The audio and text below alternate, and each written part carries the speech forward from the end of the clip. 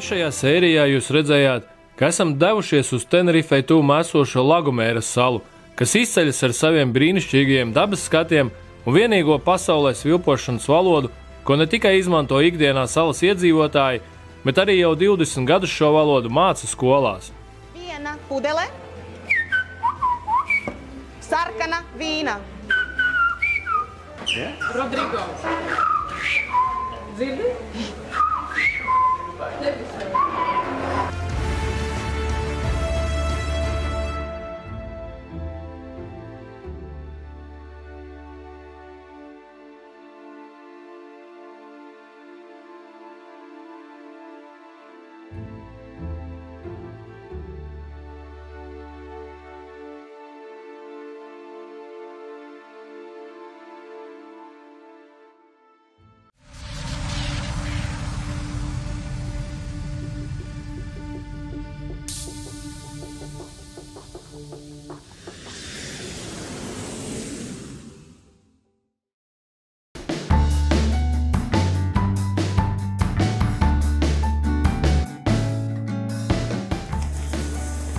Un ceļojums var sākties.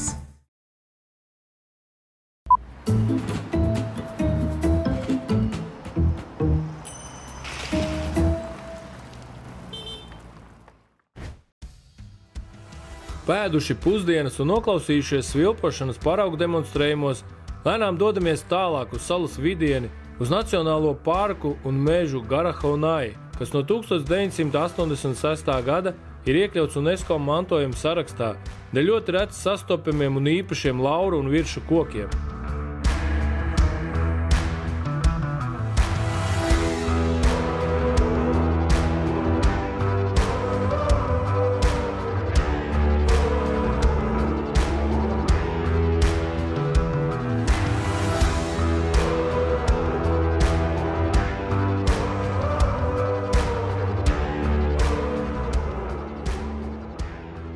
Iebraukuši Nacionālā parka teritorijā.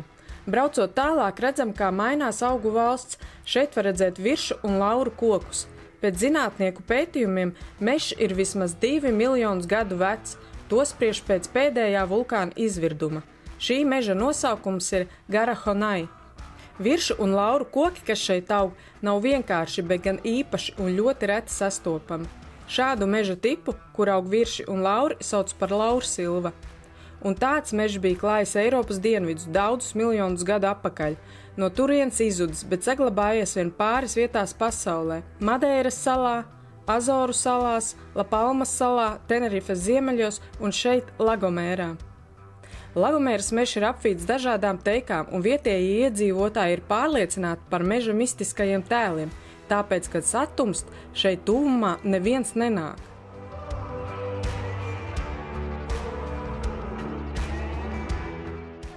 Tātad šitais ir virsis. Ir drusku savādāks kā Latvijā. Vai ne? Zied arī. Zied ar krēmīgi baltiem ziediņiem. Ļoti garšīgs ir viršu medus šeit.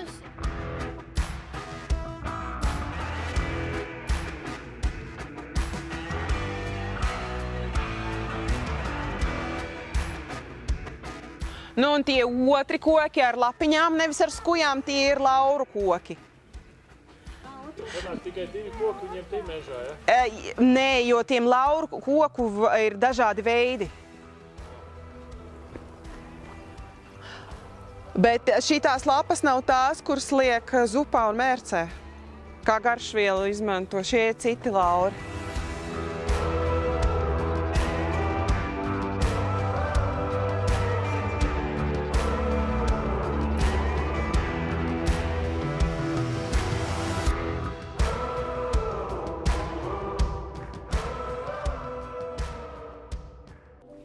Reku smuka pienene, garāka pa cilvēku.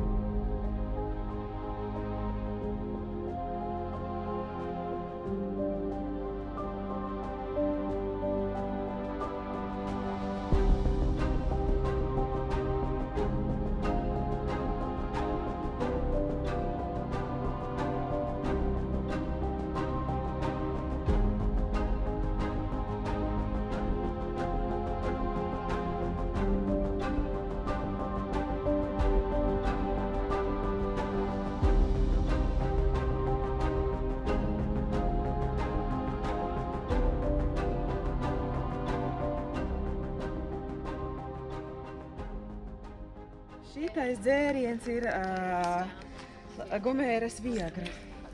Tāpēc, ka Smirn off un Gomer on. Es sapratu, kāpēc viesnīcā tas viesmīls teica, ja mēs braucām uz šo salu, lai es iedodu vīram vienu šito izdzert, es nezinu, kāpēc vīrs man liek izdzert. Tas viesmīls mani vēl sauc par Mariju. Jā. Bet viņiem visas ir Marijas. Ja nezinu vārdu, visas ir Marijas. No. Es kaut ko atgādinu latvisku. Klatu zāles kaut kāds. Zāles.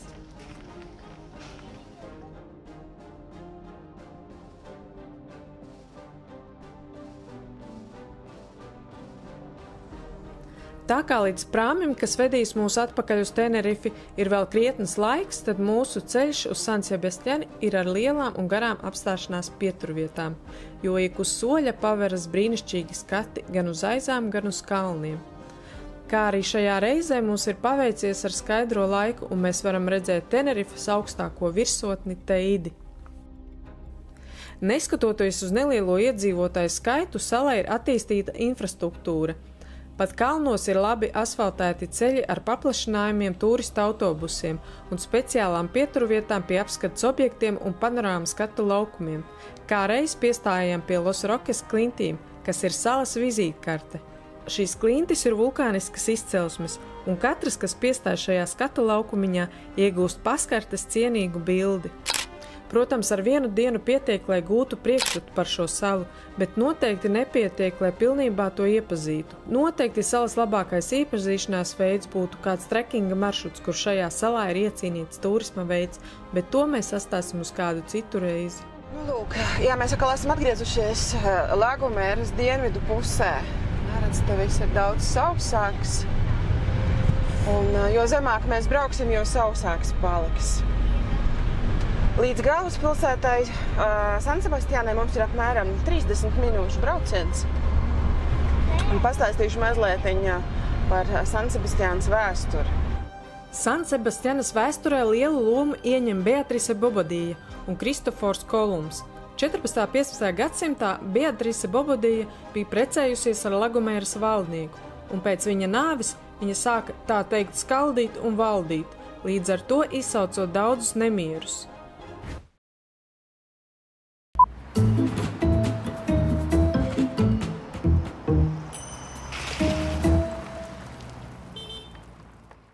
Beatrice Bobadilla ar savu svītu slēpās tornī, kurš ir saglabājies līdz mūsdienām. Saucās Torre del Conde, jeb grāfa tornis. Un šis te grāfa tornis tad esot bijusi pirmā mūra ēka, kas tika būvēta šeit, Lagomērā. Tornis ir saglabājies no 15. gadsimta vidus. Un šai te tornī tad kādu laiku bija slēpusies Beatrice Bobadilla, līdz ieradās papildspēki, tātad spāņu papildspēki, un goanšu nemieri tiek likvidēti. Atkal daudzi goanši tika nogalināti cīņās. Nu, un Beatrice Bobadilla tagad var droši iznākt no torņa un atkal valda un skalda šeit. Un ilgu laiku Beatrice Bobadilla viena šeit nepaliek. Jo pēc kāda laika, 1492. gadā, San Sebastianas krastā pietaujās 3 karavelles, 3 kuģi. La Pinta, La Niña un Santa Marija. Un no Santa Marijas nokāpa pats admirālis Kristofers Kolums. Jā, Kolums esot piestājis šeit Lagomērā, lai papildinātu ūdens un pārtikas krājumus. Viņam arī bija jāremontē viens kuģis. Pirms tātad Kolums devās ceļā uz Indiju, kā viņš domāja, bet izrādās, ka Kolums aizdevās uz Ameriku. Tātad viņš no Lagomēras, no San Sebastianas startēja šajā savā ceļā. Nu, un šeit bija pavadījis kādu laiku. Un Kolums nebija nejauši izvēlējis San Sebastiānu. Kolums un Beatrice Bobadilla esot bijuši pazīstami vēl no Galma laikiem. Un Kolums esot padzirdējis, ka Beatrice Bobadilla bija kļuvusi par atraitni, par turīgu atraitni. Un saka, ka abu starpā arī esot bijis romāns. Kur tik tam Kolumbam nebija tie romāni, ja? Un arī šeit, Lagomērā, ir avoti, kas saka, ka nekāda lielā mīlestība abu starpā nebija, bet tīrs aprēķins. Ir grāmatas, kas raksta, ka Kolumbu interesēja Beatrises nauda, ja? Jo viņam bija vajadzīgi līdzekļi, lai dotos jūras ceļā. Savukārt Beatrice Bobadilla esot padzirdējusi par Kolumba nodomiem, tad atklāt ceļu uz Indiju, un tas nozīmēja garšvielas un greznus audumus. Ja? Tas, protams, Beatrice interesēja. Kolumbs bija šeit, kaut kas abu starpā bija bijis. Kolumbs bija vēl šeit paciemojies arī 1493. gadā, un vēl arī 1498. gadā. Kopā 3 reizes Kolumbs ir bijis šeit salā. Tā kā arī mēs ar jums varēsim pastaigāt pa ieliņām, ar kurām savulaik ir staigājis tāds ievērojams cilvēks. Tāpat aiziesim arī uz pirmo Lagomēras baznīcu, katoļu baznīca, ja, kurā savas lūkšanas arī skaitīja pats admirālis Kristofers Kolumbs pirms devās ceļā uz Ameriku. Un mūsdienās šī ir galvenā salas baznīca. Arī no 15. gadsimta saglabājusies. Sākumā, protams, bija tikai centrālā daļa, maza baznīciņa. Bieži baznīca tika nopostīta pirātu uzbrukumu laikā, nodedzināta, nopostīta, bet katru reizi salas iedzīvotāji bija saziedojuši līdzekļus, lai varētu baznīcu atkal atjaunot. Un katru reizi, kad baznīcu atjaunoja, paplašināja. Ja? Tā kā pati senākā ir centrālā daļa. Virs ieejas durvīm figūriņa, tā ir Svētā Gvadelupe. Svētā Gvadelupe ir šīs salas patronese.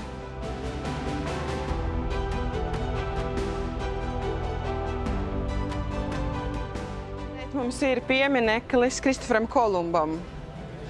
Pēc sejas galīgi nav Kristofers Kolumbs, kāpēc tāda seja.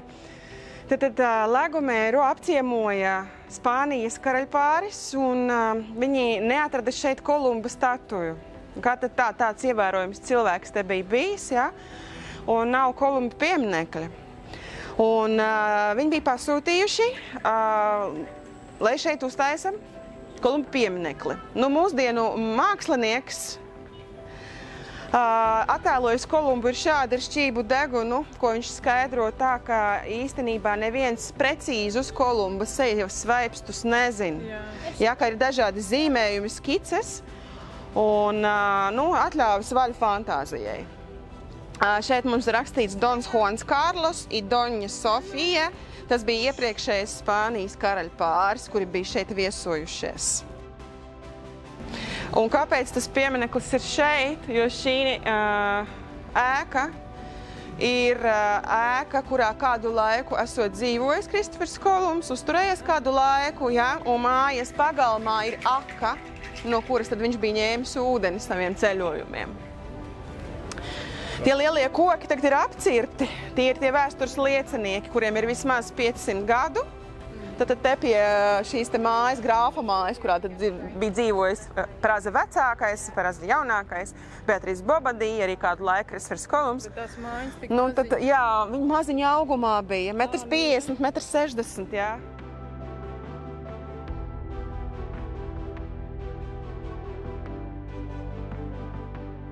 Tad bieza pasta ar maltu kazas sieru, kas ir tipisks šīs salas produkts. Ja? Un vēl šīs salas produkts tipisks ir palmu sīrups. Šīs te pudelītes ar tumšo sīrupiņu iekšā. Tas ir viņu. Supersalts, jā. Supersalts, tāds kā kļavu sīrups. Pārlai desertus, saldējumu vai uz pankūciņām var ēst. Starp citu, arī ļoti laba kombinācija ir cietais siers, mazlietiņ pārliec ar šo te palmu sīrupiņu. Vēl no banānu lapām, redziet, viņi groziņu spin. Raganiņas taisa, bundziņas mazas groziņi. Tas viss tiek izmantots.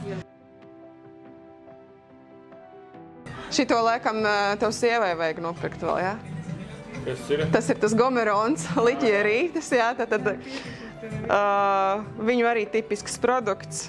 Viņu viagra, jā, gomeron. Alvejas produkcija, protams, arī ne tikai Lagomērā, visās Kanārijas salās viņi gatavo ļoti labu produkciju. Atvedamies no noslēpumainās Lagomēras salas un ar prāmi dodamies atpakaļ uz Tenerifi. Tā kā šī diena ir bijusi gara un piesātināta, visi esam saguruši, tāpēc dodamies uz viesnīcu atpūsties un lēnām kārtot somas, jo jau rīt pārceļamies uz jauniem apartamentiem.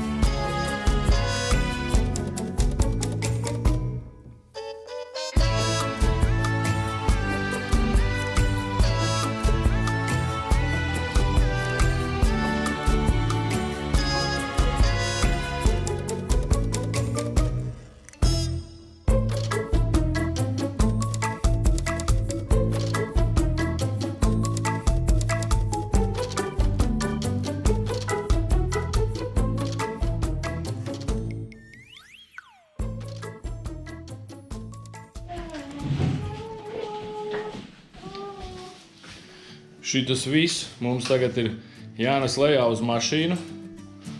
Šo visu mēs nonesam, tad ejam vēl papeldēties. Jo mums šis pūslis ar kaut kur ir jāliek.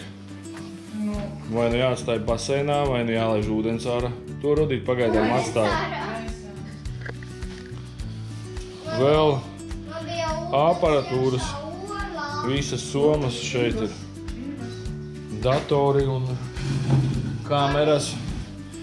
Lūk, ir mūsu baseinīši, kur mēs iesim vēl nedaudz lejā papeldēties. Pirms aizbraukšanas izbaudīsim vēl augšā mūsu balkoniņš, kur varēja sauļoties.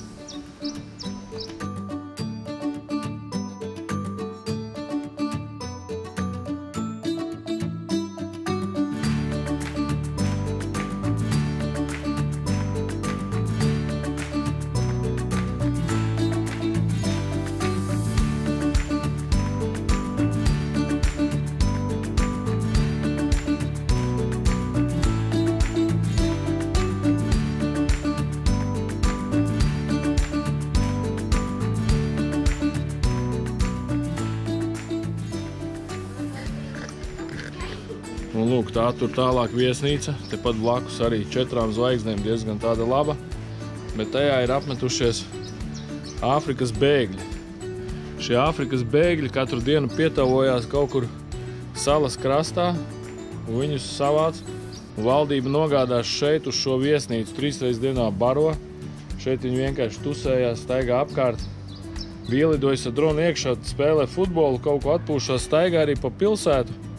Kāds tas īsti viņu mērķis ir, tas nav zināms, bet to, ka viņi šeit ierodās ar vairākām laivām dienā, to gan ziņās raksta un stāsta, un jā, tieši pretī mums balkonā katru rītu tur arī sēž melē, sēž un vienkārši garlaikojās, neko nedara. It kā esot tā, ka viņi no šejienes, it kā viņus šeit pabaro, viņi šeit atpūšās, sagatavo dokumentus un tālāk viņus visus pārvada uz Eiropas kontinentu, kur jau viņi mēģina meklēt darbu vai kā savādāk, bet nu jā, viņi ir no tām Āfrikas valstīm, kur bezdarba līmenis ir diezgan augsts, un kur viņi vienkārši meklējot glābiņu ir atbraukuši šajieni. Bet mēs nesam somas un dodamies peldēties.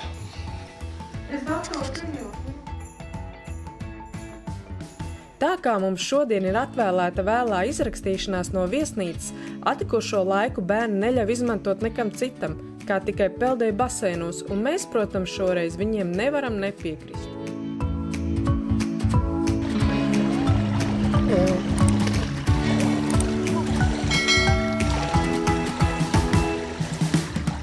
Viesnīcas Gran Oasis Resort teritorijas jauki un tropiski iekoptais dārs ir kā radīts skaistu foto uzņemšanai, ko arī mēs katrā brīvā brīdī izmantojām.